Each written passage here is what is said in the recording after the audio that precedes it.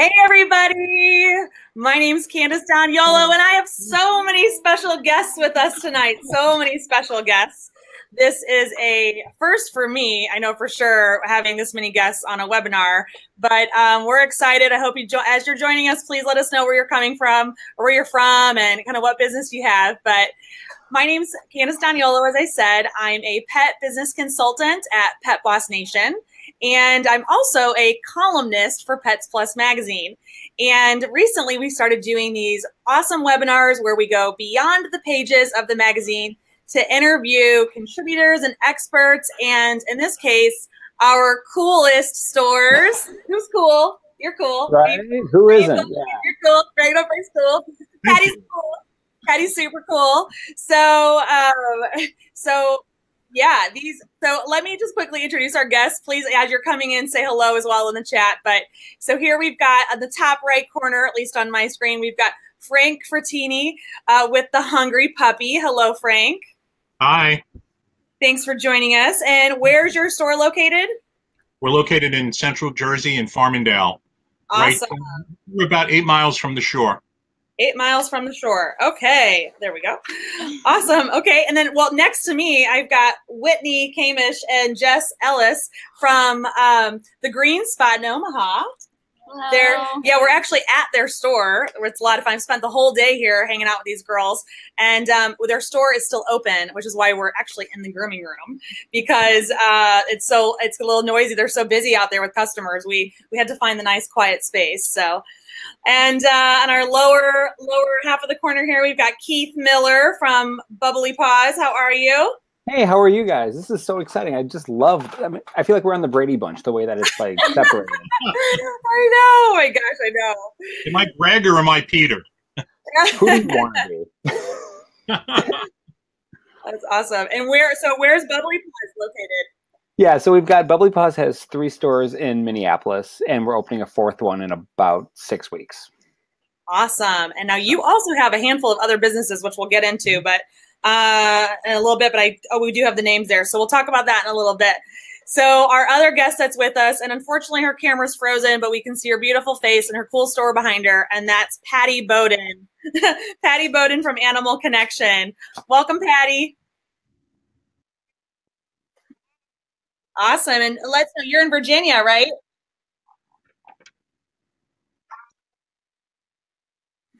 All right. Well, we've also got Mimi here with us too. I'm sure you guys all have dogs with you. All right. Awesome. Okay. Whoop, whoop. So the reason, like I said, the reason I've got these awesome pet business owners with us today is because they were selected by Pets Plus magazine as some of the coolest stores in the country. And we're going to dig deeper tonight into what makes them so cool. And also, it's a Q&A time. I want you guys to be putting your questions in the chat. Well, it looks like we can't. Sorry, real quick. David is telling us they can't see or hear Pattie at all. So we are aware that her camera is messed up. Pattie, I'm going to, what we're going to do is, I'm not sure if that's going to fix it. We could we're going to keep you in here. And what we'll do is I'm going to let you, since I can hear you, Pattie, I'll repeat what you're saying in case people can hear you, okay? So, you know what? Christina's telling us that David might be having some, I'm not exactly sure. Christina can help us here. Sorry, since it's live, this is what it's like. So, can somebody else let me know? Okay, yeah, other people can't hear you, Pattie, so you might have to log back out and log back in. Okay, so we're going to go here. So here we go. All right, girls, you're going to have to be out of it for one second. Okay, all right. So one of the things I wanted to dig into is Halloween is like right around the corner here. Halloween's right around the corner. Frank, I know I think you just had an awesome event. I want to dig into that. And everyone that's joining us, please let us know the Halloween events that you've got coming up. So Frank, what was it that you just did for Halloween? Well, we just finished last weekend out in our park. We had our pet Halloween costume parade, and then we had a little costume contest, picking out the best costume, the most original, the best costume with the owner, and we gave prizes out based on that. Wonderful. And were you happy with the turnout? Yeah, we had about 35, 40 dogs. Okay, that's great. Yeah. So what do you think is the most, what was the most successful in getting the word out? Well, we use a lot of social media like Facebook. We talk about it in the store quite often, quite a bit. Our staff will put flyers into people's bags. So those, and those, of course, we have our marquee out in front of our store that will advertise the event also. And that seems to be good enough to get the people to come out. Yeah, those marquees. I mean, I know that the dog shelter that I'm involved with has one, and it's been great for them. How often do you update the sign? It's usually about once a week. It's two-sided, so we change one week and then change the other side on the following week. Awesome, awesome. Yeah, it works pretty well. Yeah. So Pattie, I see. Go ahead. No, you okay? Actually, we're actually in the process of converting over to an electronic sign within the next quarter or two. We're going to have an LED sign out. We realize that it means so much as people are passing by. We're on a pretty busy highway, so it helps a lot. Draw the attention there. And do you have?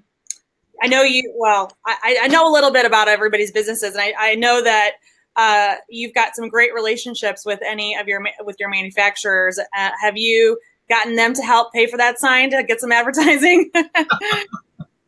No, it's not something that we would normally ask them to do. Yeah, they give us a lot already. Yes, we have some very, very strong partners. Wonderful, wonderful. Okay, Pattie, I see you're back with us. Why don't you let us know about what you're doing for Halloween? Oh, yeah. So our big event is this weekend. We've had a launch already. We did a collaboration brew with a 3 Notch Brewing Company, and every pint of the Big Dog Blonde Ale is going to sell. We're going to sell that and help. They're going to donate money for that. But the big event is Sunday in the patio behind the brewery, and we have what we call Dog Fest and Halloween.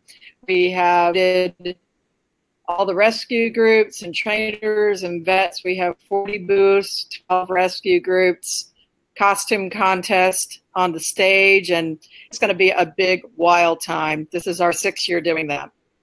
Awesome. So that's great. And now how do you get the word out with that? Social media. We got some great features on a couple of radio stations from my advertising agency, which was really very helpful. Instagram, flyers in everybody's shopping bags. And then at the launch of the beer last weekend, we took flyers and passed them around and to everybody that would take one. So the word's definitely out. Yeah, that's awesome. And you mentioned there that you have an advertising agency. You know, most small businesses can't handle that. What was the decision you made there to bring a professional on? Well, I did my own advertising for 15 years, and I owned an agency before that. But hey, I'm 60. I'm not a millennial. I realized I did not know how to advertise to millennials that were making a lot of decisions, and I'm in a university town, so I needed some help.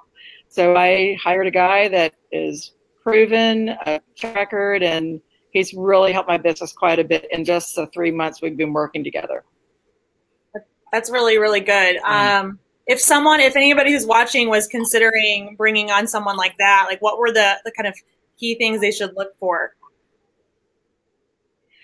Well, a rapport with the rep is key. This young man and I do 4 videos every month about pet training or whatever we decide we want to do. And he and I just have a great rapport. We do bloopers and we just have a lot of fun. But then we're serious about what we're talking about too.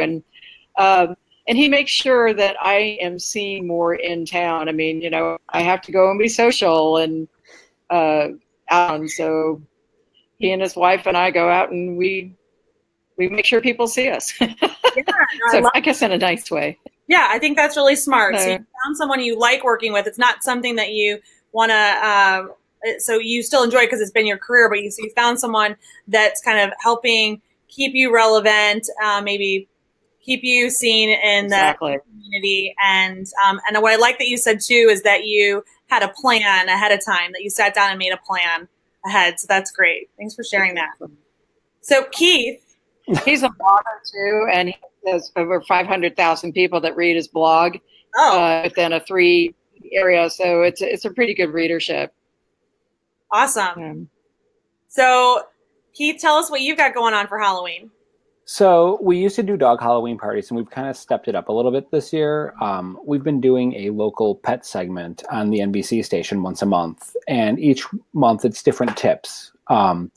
And then at the end, we always feature a rescue dog that's up for adoption. So this year, what we're doing is we're giving, 5 trick-or-treating tips. Halloween's the holiday that most dogs go missing, because you've got strangers coming to your door. The door is always opening. You've got, random costumes, everything that you could possibly ever imagine that's going to scare them. So we're talking about how to keep them safe, different things that you can do. And honestly, I think we love doing these segments because I think the feedback is great, but yet you can also take the video you do and then throw it on your Facebook or throw it on your Instagram. And it also gives you just more credibility in the community, and it doesn't cost us a penny. Right. But how did you secure that relationship? Where does someone start to get a week or a regular segment on the local That video? took a lot of work. So it took probably about a year to actually make that happen. Of just, honestly, the easiest way to connect with like media people is just through Instagram. A lot like we follow so many of them, and a lot of times we'll just shoot them a quick message. Hey, that's cool. Love your dog. And just leave it at that. And then eventually you just keep pushing a little bit harder. And one of the anchors brings his dog to our doggy daycare. So that helped. That quickly helped. So, but yeah. And then the thing is, when you do it, you just have to keep delivering every time, whereas you go and you basically have to overdo it each time to make to the point where they want it back, but also make it not a blatant advertisement for you. Right. But you need to be, sharing some knowledge and content with their audiences. So well, it's like the one thing we do is like, I never walk in with one of our t-shirts on. You never have our logo anywhere. It's very subtle at the end. Oh, by the way, Keith owns Bubbly Paws. That's all we ever say. And, we make it about the rescue. We make it about the dogs. And I think that's one thing they love. But it also, in turn, it helps us too. Yeah. Yeah. So Keith, I want to introduce you formally, and I'll be introducing everybody in some of their areas of expertise as we go through here, because there's a lot of people watching tonight. And as you learn more about all of these petpreneurs, pet bosses, pet professionals, I want you to ask your questions away, because this is your time to tap into this extreme knowledge. So Keith owns Bubbly Paws, and Bubbly Paws is a self-service dog wash and grooming salon with 3, soon to be 4 locations in the Minneapolis area. They currently have 12 full-time and 16 part-time employees. Keith and his wife also own Pampered Pooch Playground. So that's the doggy daycare you were mentioning, located in Minneapolis as well, which is turning in their 10th year. And aren't you in software also? Or are you just... Yeah. So the nice thing about owning your own business is you can do everything. At our doggy daycare, we used to use one of the industry standard software programs, and it had been sold, 5 or 6 times, and just realized the support was awful. I turned into our IT person, and I didn't know how to fix anything. Looked at a bunch of different solutions and just decided, we have to build our own, because nothing else was working. And honestly, it was worth every penny we put into it. You have to adjust for this software program. Why can't the software adjust to us? Right. Right. Software. It's a computer. It should be able to do anything. Rather than trying to make sure our staff would do certain things certain ways, it should adapt to us. So then we just launched out and created it. And yeah, it's been fun. I'm still our IT department. So. Well, you're wearing lots and lots of hats. And I think one of the things that you said that you're really great at was marketing. And it's obvious with the connection there, but you also have some other really interesting stories around marketing. So why don't you share a little bit with our audience about that? For sure. So we were featured, Bubbly Paws was featured in a national FedEx commercial, FedEx office, which was kind of cool, right? They're, as luck has it, their PR agency is based out of Minneapolis. And they always shoot at different local businesses. And they came into ours. They're like, we love it. You know, can we do it? They actually paid us to be on it. Wow. Ironically, we actually use FedEx office. So it's even more convenient. And then we were also on a QuickBooks web series that they did where they traveled around the country and checked out little places everywhere. That was kind of cool too. And I have no clue how they found that one. Okay. So. Now, your self-wash places, and I want everyone, Christina, if you can put a link, or even Keith, I see you're chatting in there, put a link to your website. I mean, the pictures and the spaces of Bubbly Paws are beautiful, which is probably why FedEx wanted to film there, right? Because that's key. You know, it's funny because they filmed there, and then if you look at the pictures they use, which are still in the stores, they changed like our wall colors and everything. It was weird. Like they changed like our white wall to purple. I'm like, what happened here? And, oh my goodness. I'm like, I guess we're just boring. So they needed to spice it up even more. Oh my goodness. Well, so when you have those moments where you're dealing with those large brands like that, how do you handle that? Do you get nervous? Are you excited? I think it's both. You know, it's excitement that a national brand recognized you as being, you know, cool or different or a great way to advertise their message. But of course, you're also super nervous because you never know how anything is going to come across. Mm. You know, they can paint you in any direction they want it. I mean, obviously FedEx and QuickBooks are two outstanding brands that aren't going to really screw you over, but you know, you never know. But yeah, we're always a little nervous. But yeah, I think it's exciting just to have those connections. Yeah, definitely. So I want to transition now over to my guests here where I'm broadcasting live from. So we've got Whitney and Jess here, and they are Omaha sisters who use color and creativity to earn a reputation as the place for natural and organic foods. Their store opened in 2012 and has since expanded from 1,300 square feet to 3,300 square feet. And it's seeing awesome sales growth this year. I'm really impressed with the two of them. They've run an amazing business.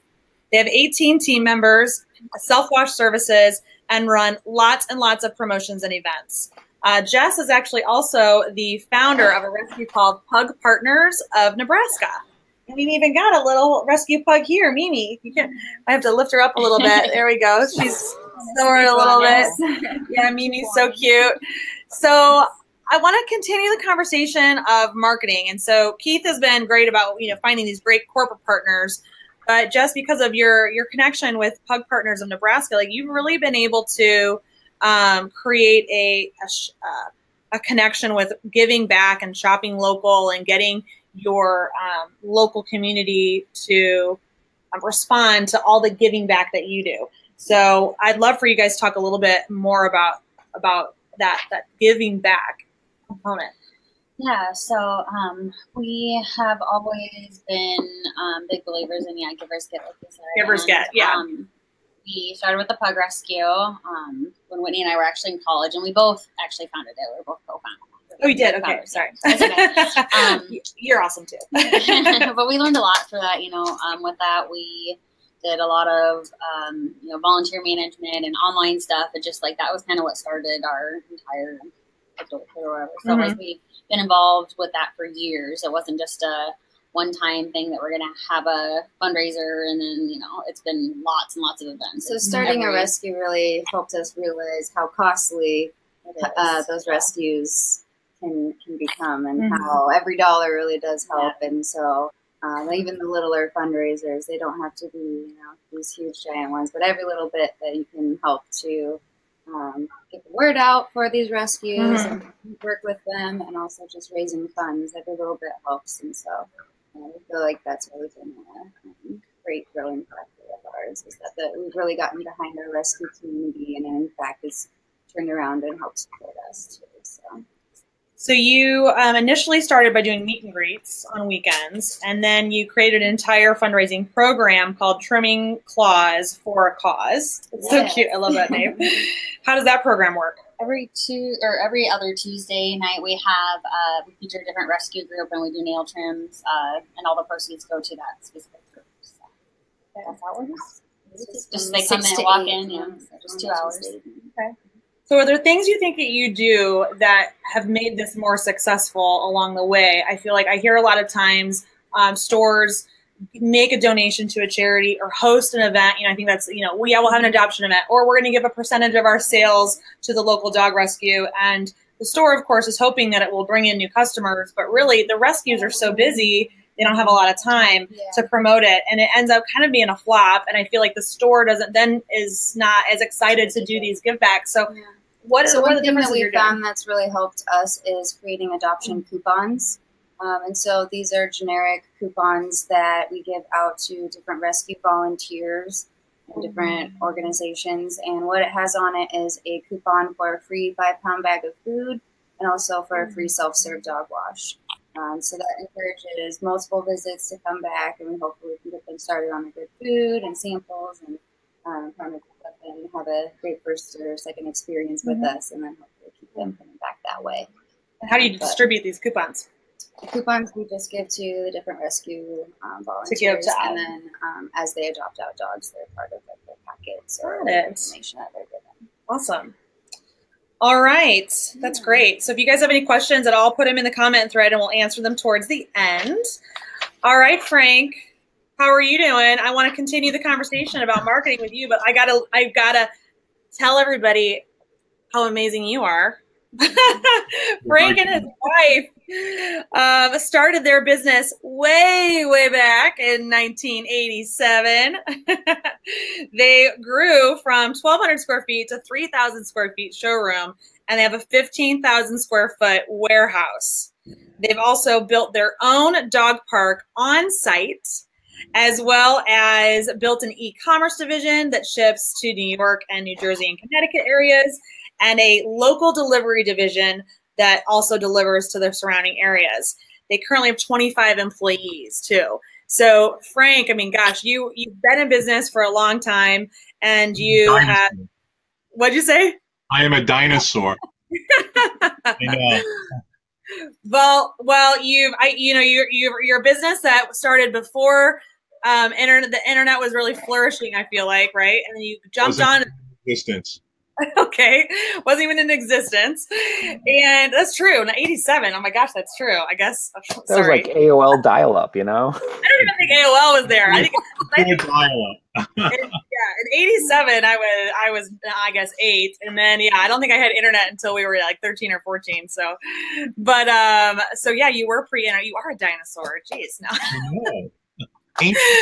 So you've really seen all of the evolution of small business and how technology has just like really changed the game for a lot of people, and how there's a lot of big marketing things you can do, but you've really built a very successful business through local connecting with your customers, and I would love for you to share more about that. Sure. For us, it's all about the engagement. It's all about the experience of our brand, the Hungry Puppy. It's not so much about the products. The products are the conduit that we get to engage the customer with. So the technology has changed dramatically over the last 30 years, but it's still the one-on-one, face-to-face meeting with the customers and giving them the experience that they come to look for. It's not what we want, it's what they want, and that's what we're here to do, is to serve. And that's how we developed when we first started our delivery division.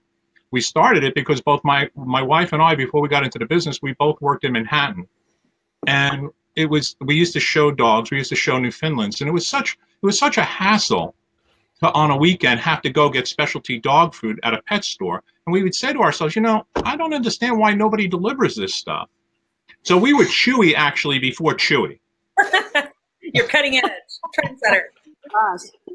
So we said, well, if we ever decided to go into this business, we would offer a delivery service.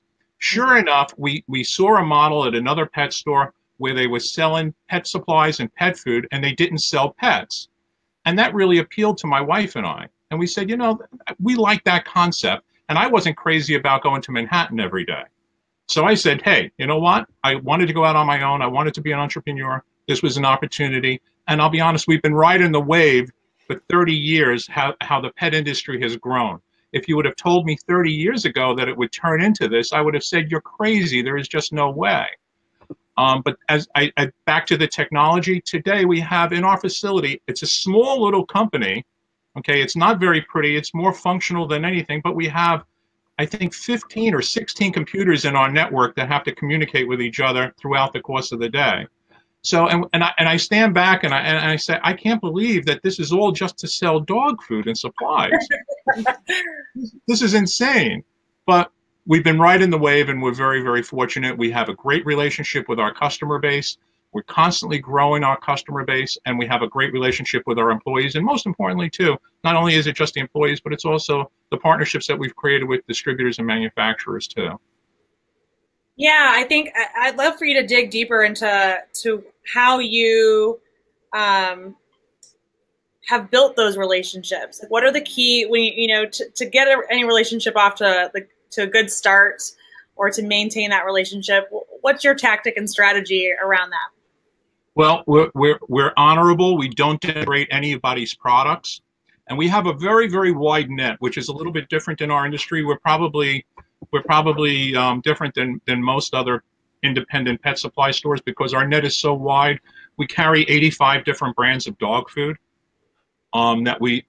because our customers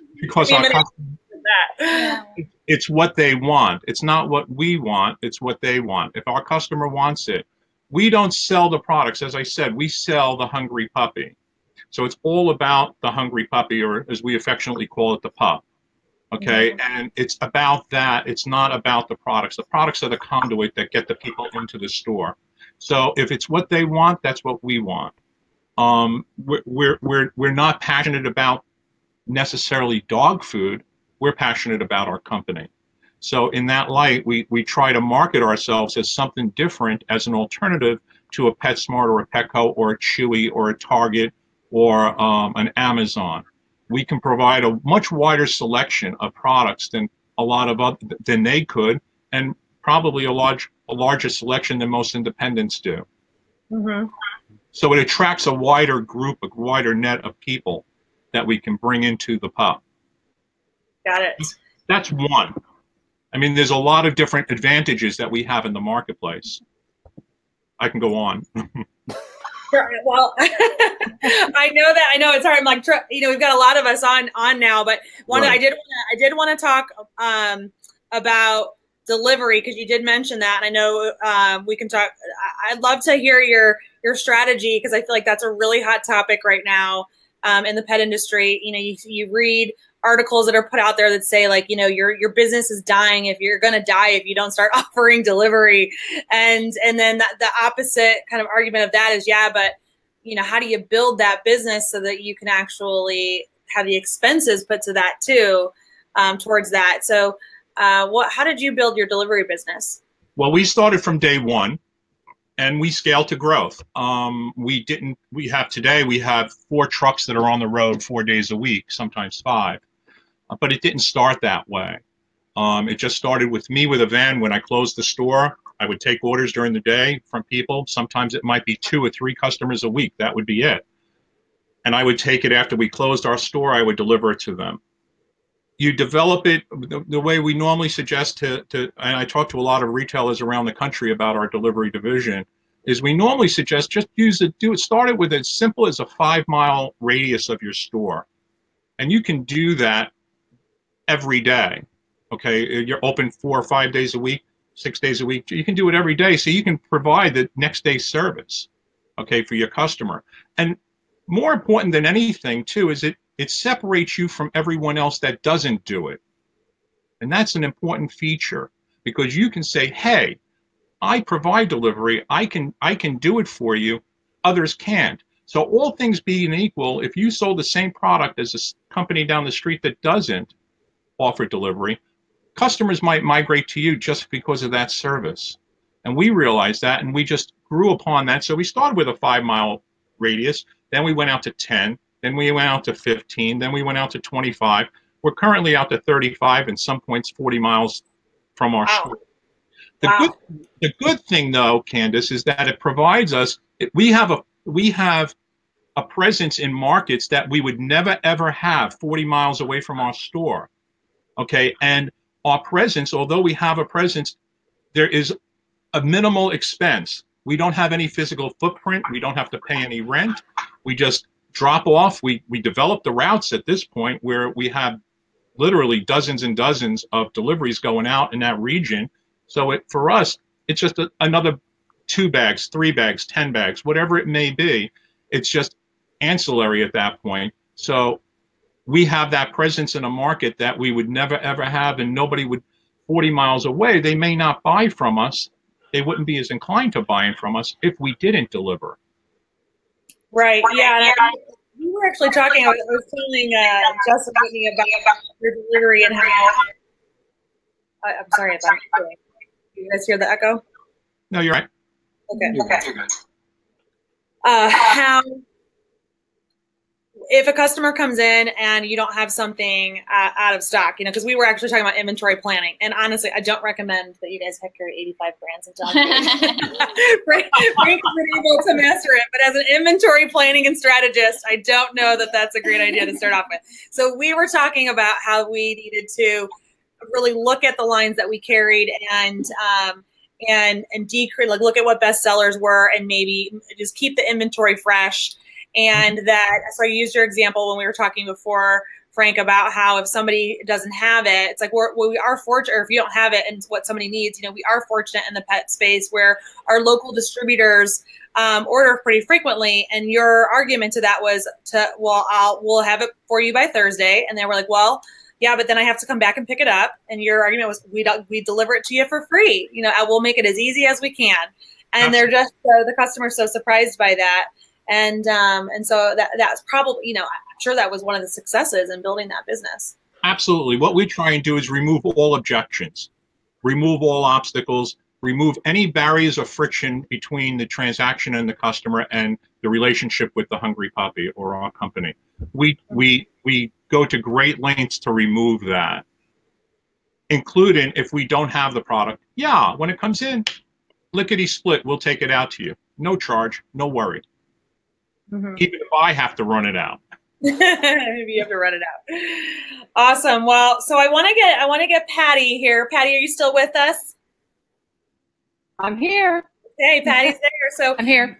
Patricia Boden, she takes, with her store, she takes a holistic approach to caring for pets. She's applied these same principles to building her entire business, Animal Connection, in Charlottesville, Virginia. Now, she founded it back in 2001, I think. Actually, you said you were out of your garage, right, initially. And then in 2003, you opened up your first space. And she did it with the assistance of a feng shui and reiki expert to help her choose her location, to help her build her business and do her layout and all of the campaigns. They also, to do their layouts. She also has incorporated her love of, you know, working with essential oils into her business, and she's created a #Bark Local campaign. She bakes a lot of her own treats that they sell at their store. And I love this, Pattie. You said, and you give some darn good advice to those customers of yours. So, well, welcome, Pattie. I'd love to hear more about taking that holistic approach and how you've put it through your entire business and why that's so important. Well, we try to create an environment in our store that people want to stay and walk around. And so it's important when they walk in, the first thing they do is they look at the colors, they feel a sense of calming. They don't feel frazzled like they've got to blast the store and, you know, fill a shopping cart. And, you know, even the way we talk to them, you know, we let them walk around for a few minutes and then say, hey, I can help you find what you're looking for, or you look comfortable browsing, you know, let us know if you have questions. So we try to put them at ease so they feel encouraged to walk around the whole store. We also take care in how we're setting our furniture. We use not all square pieces, we use round pieces and incorporate it to sort of create a flow so they will want to walk through the whole store. We use different essential oils for different reasons. like at Christmas when everybody's just harried, we might do something that's got a little bit of calming to it, or a bit of spruce, or if it's a slow summer day and we need to jazz things up, we might do something citrusy to, liven up the flow a little bit. We take things into consideration, not just with the store and what it looks like, but what it feels like, and then how we interact with them as well.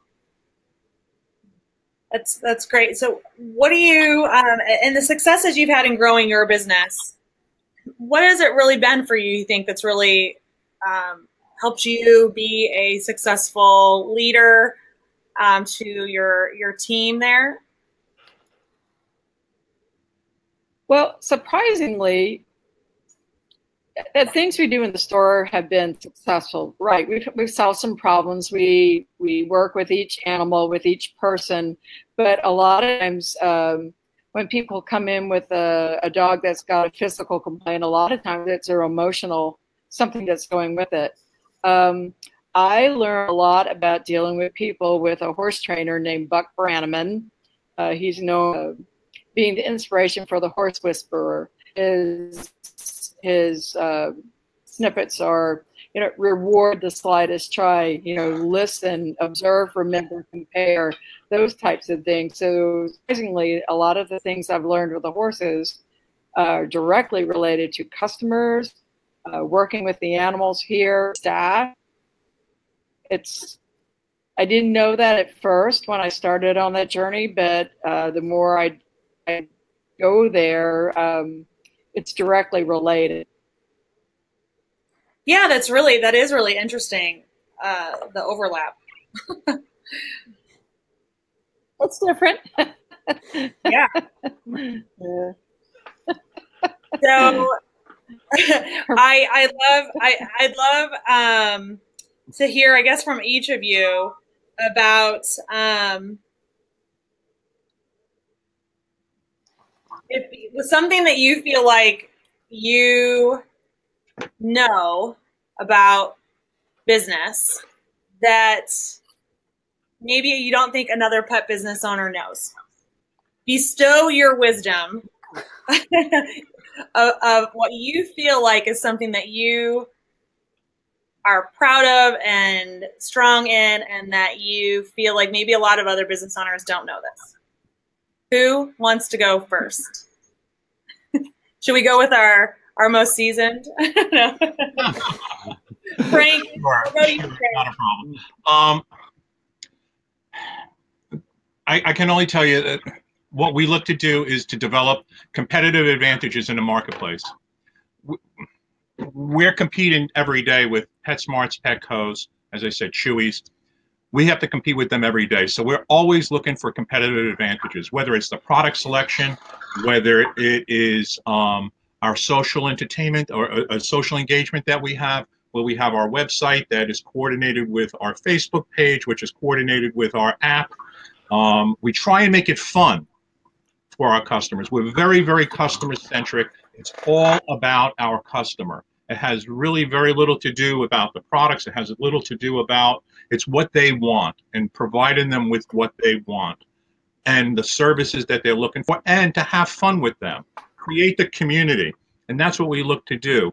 And all of these things combined, our relationships with our employees, with our customers, with our distributors and partners, these are all things that create that competitive advantage, and we have so many. And what we look to do is combine the different advantages that we do have to garner more customers.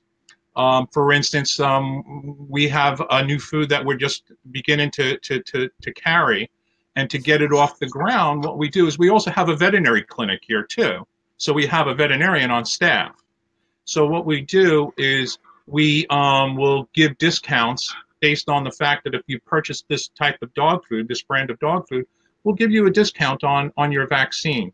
We'll even give it to you for free if it's a rabies vaccine, or we'll give you a half price on your wellness exam, based on the fact that, so we do is we try and take different tools, different pieces of our advantages that we have in the marketplace and combine them, and our marketing team goes to market with that. And they'll advertise it either on a direct mail piece, we might advertise it on our marquee, we might advertise it on Facebook, we'll put it on our website. There's a lot of different things. We'll have it on, we'll do a push notification. And that's another big thing, is how do people want to be engaged today? People my age, Pattie's age, we don't necessarily want to be texted.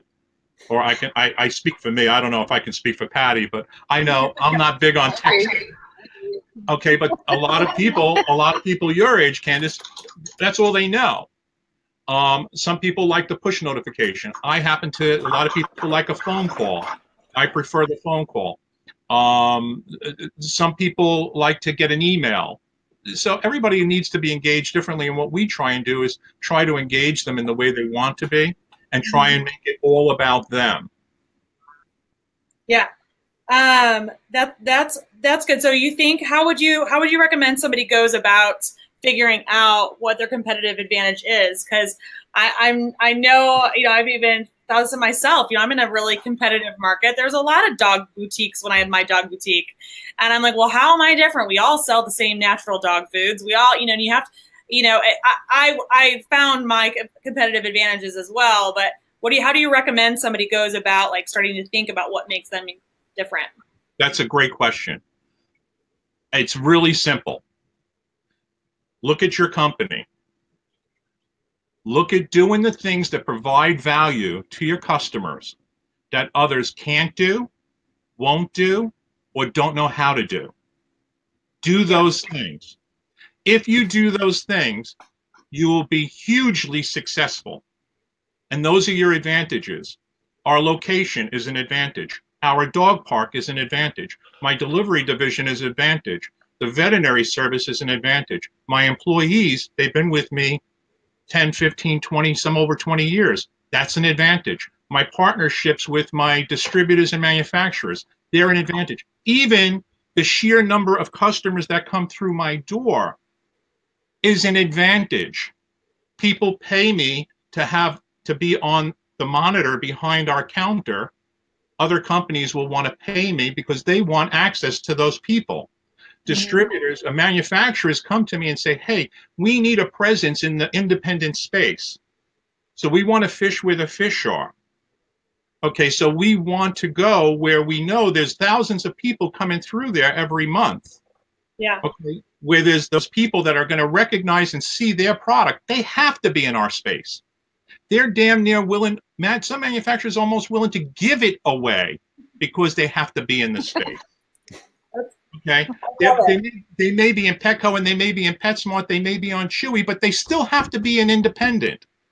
All I have to do is say, hey, I'm available. I will honorably display your product. I will not denigrate it. I will represent it well. That's one of your competitive advantages for your manufacturers. That's great. Correct. Great. Okay, Keith, what is your words of wisdom to our petpreneurs? So I think what it is, like what we've done, whether it's our daycare or the dog wash, we pick 2 or 3 things that we do well and do it. Like when you come into the dog wash, grooming, self-service, and that's about it. We've got light retail, but we don't go crazy with it just because that's not us. So we know grooming, we know how to show people how to do baths. Let's focus on that. There's other great pet stores in the area that sell 2,000 leashes. Go there. To us, it's focus on a few things, but also you have to take care of the staff. Whereas with 4 locations, I can't be everywhere. My wife can't be everywhere. And a lot of our customers will even comment, hey, your staff seem really happy. And, that it starts at the top. We walk in every day. I can tell you everything about our employees you'd ever want to know. I mean, probably even too much sometimes. Just they're part of your family. They're not just an employee working behind a counter. They're not just a groomer to us. You are our family. And then kind of like what you guys were saying, market to the customers how they want to do it. Like customers can text our stores and book grooming appointments over text. And I'd say 50% of the people do that. And we love it. It's so easy. But not everybody wants to send a text message to the store. We do have 70-year-olds that do it. So, for those that love to text, go for it. But, if you want to fill out our form online, go for it. Or you want to call, go for it. Just be available. We've got it so that if you call one of our stores and that line's busy, it rings over to another location. So use technology to market your business. And finally, we do a lot on Instagram or Facebook. We just never sell on there. You know, we'll put a picture of a cool collar up, but never, here, click here to buy it. It's just very soft selling. And I think our customers respond well to that. So just really know your customers. Yeah, we'll never say, you know, 50% off today only. It'll be subtle if we do it. So So I want to go back to something that you said, though, about treating the employees like family. How have you been able, though, to set boundaries or not, you know, not blur those lines? It's tough. And, you know, being a small business, it can be even harder. You know, if we were a huge corporate place, you know, it works. But I think a lot of it's make your handbook and stick to it. You know, if you show up 10 minutes late to work, you're going to get written up. You know, we can still be best friends later and we'll go have a drink. But, you know, that's our policy. You know, you're going to get in trouble. So really just have clear expectations of our staff. You know, we know our groomers have to do this every day. And, you know, they've got to have so many dogs and so many appointment slots. And if they're not doing it, or if they're, you know, turning out dogs that just don't look good, of course there's going to be consequences, you know. But on the other hand, don't always focus on the negative. You know, it's so easy to be like, you were 10 minutes late today. Mm-hmm. It happens. Life happens. But, you know, you were here 20 minutes early yesterday. Or one thing we really do is we track customer feedback. So when you check out on our register, you get a survey. We actually use it to reward our staff, both not the negative, just the positive. Mm-hmm. So we do, hey, this person was great at helping me, showing me how to do a bath. Of course, we're going to respond to them. And every time somebody gets a good comment, we send it to them and copy whoever their manager is. And I think that goes a long way too. Just it's not us noticing. You notice, and that you're giving, they get that, positive thing. It's little, but you know, it means a lot. And then we just do fun events with them. Recognition, so. You know, they're working really hard for us, and it's important that we recognize and reward. And so that's great. Pattie, what are your words of wisdom for our petpreneurs? Well, we've sort of specialized in being the store that has information. I mean, you said earlier that we ask our employees to read, memorize, know our product information inside and out, because we are a small community. We're a one store. We do have 4 big box stores. We have 3 boutiques, all within 5 to 6 miles of our store. So we do have to set ourselves apart, and that is with excellent customer service, with knowledge. We call people back after and say, how we track things like that. I mean, even things just as simple as we really work hard to remember names. I mean, that means so much in this community where it is a university town and some people are transient, just to remember their names. Or, you know, a lot of times they come back to they've left school or gone to do corporate things and maybe come back here and retired. I mean, we remember them, or we try to. But I would say that the product information is really the key for us. It's what drives us to choose what we choose for the store. You know, there are a lot of that I don't feel comfortable with. I started this store because I had a dog that had cancer, and that's how I found a lot of these products that we're selling now. There wasn't anything like that. That's why I opened the store in my garage, selling raw food. Now I have 6 freezers and a 2th hour. So, you know, just little things like that, you know, whatever we can do to provide information and resources and answers to our customers is what we're going to do. Yeah. I love that. And if anybody has any questions that are watching, please throw them in now as we are getting closer to the end of our webinar. So Whitney and Jess, what are you're welcome to each share something. Yeah, I mean, I was thinking the biggest thing to my advice is to kind of follow your own, there's enough out there for everybody. That's what I was going to say. Like, you don't need to necessarily be like just this one store or be like just like this, you know, look at other people's ideas, think of what you like of this and that, you know, and you can combine your own store. There's enough business in the pet industry, I think, for all of us. So, you know, not just one specific way to do every little thing, you know. It's, find what works for you. Find what works for you.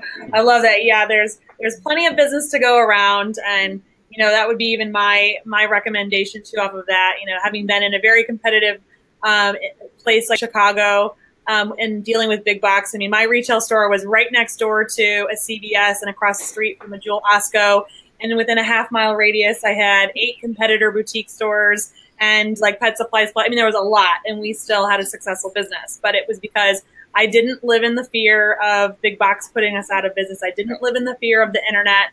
I took it, and the same thing is what all of these entrepreneurs that you have access to for this last hour, what they've done is they've found those competitive advantages. They've worked really hard on their businesses. They've looked at the things that their customers are asking for and need, and they've put in a lot of hours too, right? Mm-hmm. So building a business isn't easy, but to Keith's point from the beginning, I think that was when we were on camera, that you know, half of the fun of being your own boss is literally you can dream up anything that you can execute anything you can dream up, right? You can do anything you set your mind to. Yep. Side note, I also found the Pug's Halloween costume while we were on.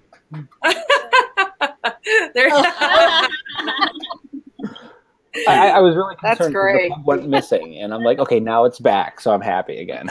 So, we do have a couple questions that have come through now. So what are some of for any of you that have an answer for this one, can you name one book that's been the most influential in your business life? I would say it's the Starbucks Experience. You know, love or hate Starbucks. I listened to the audiobook, and it's inspiring, but it also teaches, I mean, their corporate culture is decent. At least I think so. But just kind of, it teaches you how to deal with customers and complaints. They make good coffee, but I like other stuff. But it's a good book, and I would check that one out. Yeah. I haven't read it in a while, but I would say The E-Myth was a very good book, and Good to Great. Okay, what do you remember from that book you loved? Just about the experience of how the path you have to take your company from a level that is, yes, profitable and good, but bringing it to a whole nother level requires what the level of commitment on the part and creating the team in order to do that. Mm-hmm. And the E-Myth was the process of making a business work for you, not you working for the business. Definitely. And I'm going to go with Win Forever by Pete Carroll, coach of the Seattle Seahawks. So he has some great messages. Oh, I know. I'm a Packer fan too. Oh, see, we get along good. Go Pack. Yeah. Have a favorite business? No. Yeah, I listen to a lot of audiobooks, but I can't like that. No problems. We love Pets Plus magazine. Yeah, that's what we love. those trade publications. I've also gotten into a lot of podcasts, and one that's actually really good is How They Built This. It's on NPR. Mm-hmm. They interview basically a lot of like the CEOs of large companies. Like I just listened to one from the guy that created Burton Boards, and just it's inspiring just to hear how they've gotten there. Like Stonyfield Farms was on there. Just all these different businesses, and just some of them are just, it just makes you think while you're driving, and just like, and hey, how can you do things differently or look outside the box a little bit? That's cool. Absolutely. I think it's always important to be growing and learning, and when you are stuck working in your business so much, especially in a retail environment, you're constantly interrupted by your customers and your team, and so it is really hard to find those moments to step away from the business and to your point, hear what these other successful businesses have done and see how you can implement those into your own business and expand your own mind a lot there. That's awesome. Well, thank you, everyone, for joining in. I'd love, again, one more thing, I'm going to pick your brains one more time. What's the one word that comes to mind when you think of the pet industry and the future of the pet industry? Okay. You all got your word? I don't think about it. Okay, well, go first. Opportunity. Yeah, I love it. Opportunity. Growth. And growth. Opportunity. Pattie, what was it? Transparency. Transparency. Transparency. Can you elaborate more on that real quick? Oh, I think that speaks for itself. just more wanting more about the processes and what's really in food and what's really going on with these companies, and why things are designed to help dogs or why they should help dogs. Just more reasons, and back it up with good information. Mm-hmm. Definitely. Okay, Frank. I would say promising. The industry is still growing. I don't see it slowing down. So there's still a lot of excitement, and there's still a lot of opportunity, and it's a promising future. I would go with boutique. You see a lot of people just basically transform or moving from like the larger big box stores to more of the smaller service providers or like the small pet shops. And I think the quality of service is so much better, and people start seeing that. Definitely. I think they say as much as they say millennials are shopping on the internet, it's really not the millennials. It's the busy young professional, or the busy professionals with kids, and the millennials really want to care and shop with a business that has the story, that supports those independent brands, that are being transparent, to your point. So it is important to be a company like that yourself, and then to carry manufacturers and brands that also support that mission. So, well, thank you so much, everybody, for joining in. And if you want to get a hold of any of our coolest store business owners, they're all over the Pets Plus website, as well as coming up in future issues too. You guys were in a previous issue this year. And you can also find, we'll have Christina can put in the thread maybe some of their email I don't know about email addresses, but at least a website. It's up to you guys if you want people to get your email. I know all of you well enough. I feel like you're all like really open to anyone reaching out to you if they had questions. But and for everyone watching as well, our next Pets Plus Beyond the Pages is going to be with Nancy Ginn of Dog Crazy, and we're going to dig into her nutrition knowledge and how she's grown her business. And if you want to have a community to continue the conversation at Pet Boss Nation, we have a free Facebook group that you're welcome to join, and that's on facebook.com/group/Pet Boss Nation.